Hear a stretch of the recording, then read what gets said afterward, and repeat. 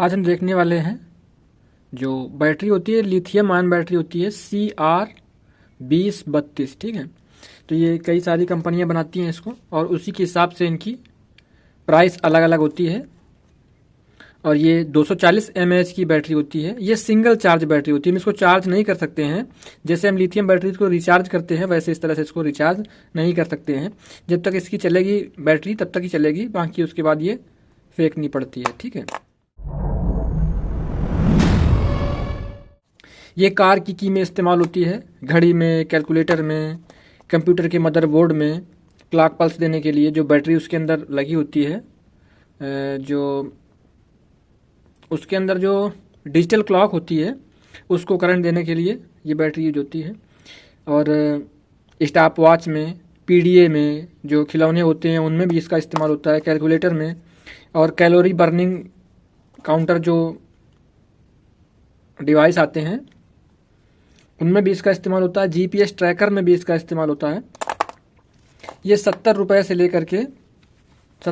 लेकर के 220 रुपये तक की मार्केट में उपलब्ध है। जैसे इस कंपनी को बनाया है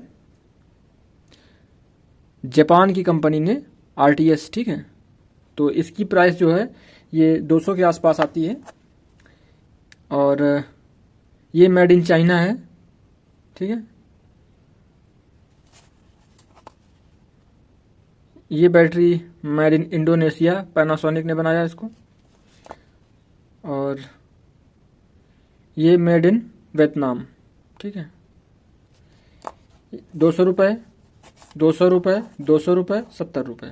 ठीक है, बहुत सारे कमेंट आ रहे थे कि सर क्या ये बैटरी चार्ज हो जाएगी, ये रिचार्जेबल बैटरी है, इसमें लिथियम आयन लिखा हुआ है। तो देखिए इसमें ऐसा है कि ये लिथियम बैटरी है, ना कि रिचार्जेबल बैटरी है। ठीक है, सिंगल यूज बैटरी है ये। और इसके जैसी ही देखने में एक बैटरी और आती है जिसका नंबर रहता है CR2025। जैसे इसमें 2032 लिखा हुआ है, उसमें लिखा होता है 2025। इससे साइज में थोड़ी सी छोटी होती है और वो 170 mAh की बैटरी होती है। 3 वोल्ट का आउटपुट इससे भी मिलता है और 3 वोल्ट का ये आउटपुट उससे भी मिलता है, तो कोई कंफ्यूजन नहीं रहनी चाहिए। कई सारे जो डिवाइस रहते हैं उनमें हाइब्रिड ट्रे लगी होती है, उसमें दोनों सेल लग जाते हैं। इसका भी स्लॉट होता है और वो 2025 का भी स्लॉट होता है, तो कोई सी भी यूज कर सकते हैं। अगर ये किसी कंप्यूटर या PC में लगी हुई है तो ये मान के चलिए कि 20 मिली एम्पियर करंट उससे ड्रॉ होता है, तो करीब 10 से 15 साल तक बैकअप दे जाएगी उसमें। और हाँ, ये सेम सेल का इस्तेमाल जो हमारे इलेक्ट्रिसिटी मीटर होते हैं उनके अंदर भी सेम सेल का इस्तेमाल होता है। हो सकता है इस तरह का सेल इस्तेमाल किया हो सकता है इस तरह का सेल इस्तेमाल किया हो, लेकिन उसमें भी सेल लगते हैं। बैटरी जो होती है वो यही सेल इस्तेमाल किए जाते हैं। तभी जो हमारे जो पालतू जानवरों के गले में पट्टे बांधे जाते हैं उसमें भी इसी सेल का इस्तेमाल होता है, सिंगल बैटरी का, और ये बहुत समय तक चलते हैं। जैसे कैलकुलेटर होते हैं, एक बार जो उसमें सेल पड़ के आता है हमें बदलना नहीं पड़ता है बहुत दिन तक।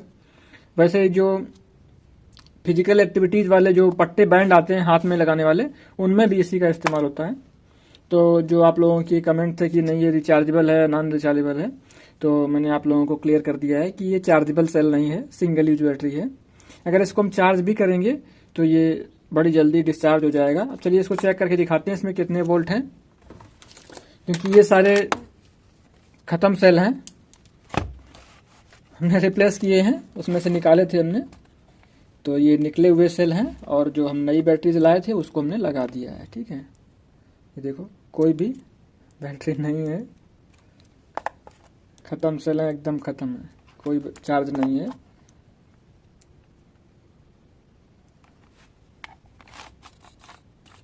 ध्यान नहीं दिया है, इसमें थोड़ा सा करंट अभी बचा हुआ है। ठीक है, तो ये भी हमने निकाले हैं, ये दोनों सेल लास्ट में निकाले थे। अभी देखो 20 तो खराब है, इनको फेंक देते हैं, या फिर हो सकता है कोई दूसरी वीडियोस में देखेंगे किस तरह से चार्ज हो सकता है या नहीं हो सकता है, प्रैक्टिकल करके देखेंगे। बाकी कंपनी कहती है कि रिचार्जेबल बैटरी नहीं है, ये सिंगल यूज बैटरी है। चलिए मिलते हैं फिर किसी नेक्स्ट वीडियो में नेक्स्ट टॉपिक के साथ में। आप लोग अपने जो भी कमेंट्स हैं, आपके जो भी क्वेरीज हैं, आप कमेंट बॉक्स में छोड़ दिया करिए, हम उस पर एक वीडियो बना देंगे, या मैंने कोई पहले वीडियो बना रखा होगा तो हम आपको बता देंगे कि कौन सा वीडियो देखना है। Thank you.